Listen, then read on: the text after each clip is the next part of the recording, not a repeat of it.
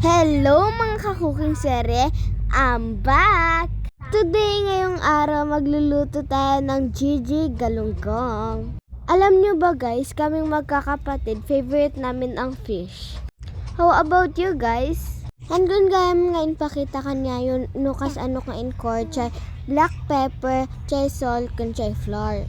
Basta i-mix yung amin siya in bagak guys, santo yung ikot chay galunggong. Santo yun pasgadan siya kalan kan agpainit kayo ti mantika.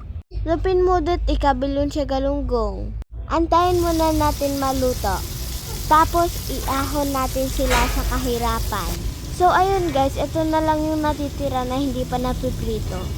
Habang inaantay maluto ang mga Gigi, gumawa tayo ng sausawan.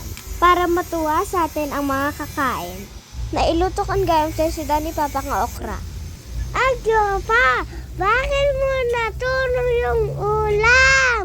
Naluto na lahat. Ready na tayong kumain. Agyo pa! Ikaw lalag yung kumain kasi natulong mo yung ulam. Hindi naman yan sunog eh. Bakit umitim? Mga ano kayo, manok.